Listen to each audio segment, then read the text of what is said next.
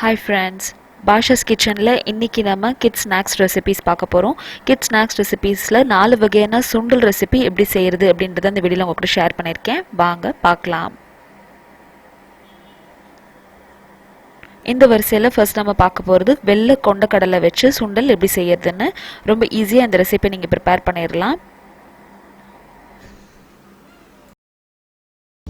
வெள்ளை சுண்டலை நான் நைட்டே ஊற வச்சிருந்தேன். அதுக்கப்புறமா ப்ரெஷர் குக்கரில் சேர்த்து 4லேருந்து 5 விசில் வேக வச்சு எடுத்துக்கோங்க. ஒரு பேனில் கொஞ்சமாக எண்ணெய் விட்டு கடுகு உளுந்தம் பருப்பு போட்டு அழைச்சிக்கோங்க. 2 காஞ்ச வத்தல் போட்டுட்டு எல்லாத்தையும் நல்லா இந்த மாதிரி வறுத்து எடுத்துக்கலாம்.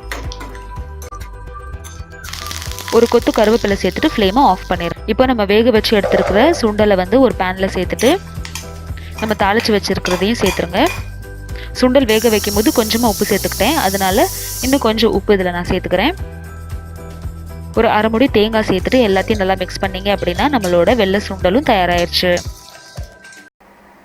இந்த ரெசிபி உங்களுக்கு பிடிச்சிருந்துச்சுன்னா இந்த வீடியோக்கு ஒரு லைக் கொடுங்க. இந்த சேனலை ஃபர்ஸ்ட் டைம் பார்க்குறீங்கன்னா கண்டிப்பாக சப்ஸ்கிரைப் பண்ணுங்கள்.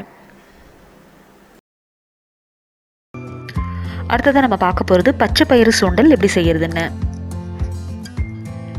பச்சை பயிறு சுண்டல் செய்யறதுக்கு ஒரு பாத்திரத்தில் கொஞ்சமாக தண்ணி விட்டுக்கோங்க. இந்த பச்சை பயிரை நான் நைட்டு ஊற வச்சுருந்தேன். ஒரு 7லேருந்து 8 மணி நேரம் வரைக்கும் ஊறின பச்சை பயிரை இந்த மாதிரி பாத்திரத்தில் சேர்த்துக்கோங்க. பச்சை பயிரை பொறுத்த வரைக்கும் நம்ம குக்கரில் வேக வைக்கக்கூடாது. இந்த மாதிரி ஓப்பன் வெசல்லையே ஒரு 10 நிமிஷத்துக்கு இது வேக வச்சிங்கன்னா போதும், நம்மளோட சுண்டல் வெந்துடும். இந்த அளவு வெந்ததுக்கு அப்புறமா இப்போ இதை நம்ம ஃபில்டர் பண்ணிடலாம்.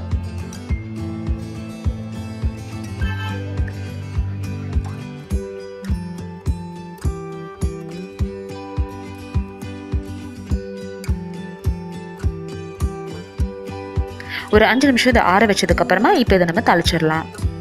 பச்சை பயிறு சுண்டல் தாளிக்கிறதுக்கு ஒரு பேனில் 1 டீஸ்பூன் அளவுக்கு எண்ணெய் விட்டுக்கோங்க. கடுகு உளுந்தம்பருப்பு போட்டு தாளிச்சிக்கலாம். உளுந்தம்பருப்பு கொஞ்சம் சிறந்ததுக்கு அப்புறமா ஒரு கொத்து கருவேப்பிலை, அப்புறம் ஒரு பச்சை மிளகாய் சேர்த்துக்கோங்க.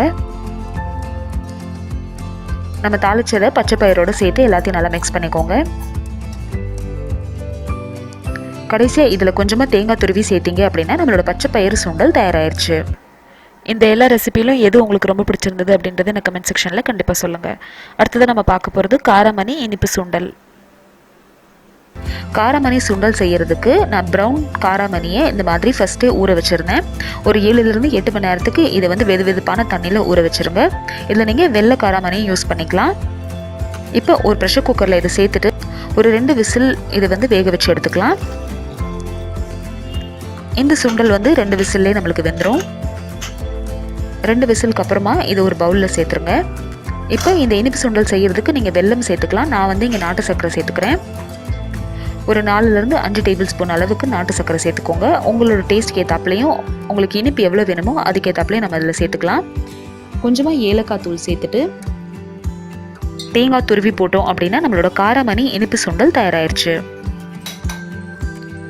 இந்த வீடியோ உங்களுக்கு யூஸ்ஃபுல்லாக இருந்துச்சுன்னா இந்த வீடியோக்கு ஒரு லைக் கொடுங்க. நான் சேனலை ஃபர்ஸ்ட் டைம் பார்க்குறீங்கன்னா கண்டிப்பாக சப்ஸ்கிரைப் பண்ணுங்கள். இதே மாதிரி 7 வகையான பாயசம் ரெசிபி வேணும்னா கீழே டிஸ்கிரிப்ஷன் பாக்ஸில் லிங்க் பாருங்கள்.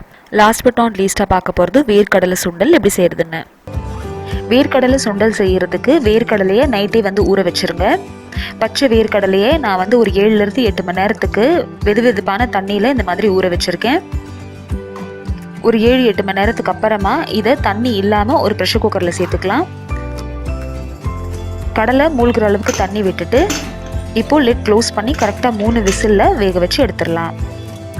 இப்போது ஒரு பேனில் கொஞ்சமாக எண்ணெய் விட்டுட்டு கடுகு உளுந்தம்பருப்பு அப்புறம் கருவேப்பிலை போட்டு தாளிச்சுக்கோங்க.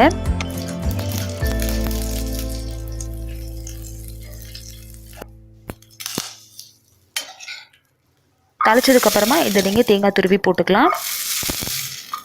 நான் இன்றைக்கி தேங்காய் சேர்த்துக்கல, அப்படியே தான் வேர்க்கடலை சுண்டல் செஞ்சுருக்கேன். இதே மாதிரி உங்கள் வீட்டில் இருக்கிற குழந்தைங்களுக்கு ஹெல்த்தியான ஸ்நாக் ரெசிபி செஞ்சு கொடுங்க. அண்ட் உங்களுக்கு எப்படி வந்துச்சு அப்படின்றது எனக்கு கமெண்ட் செக்ஷனில் சொல்லுங்கள். இதே மாதிரி இன்னொரு யூஸ்ஃபுல்லான வீடியோவில் அடுத்தவங்களை சந்திக்கிறேன். தேங்க்யூ ஸோ மச் ஃபார் வாட்சிங். பாய்.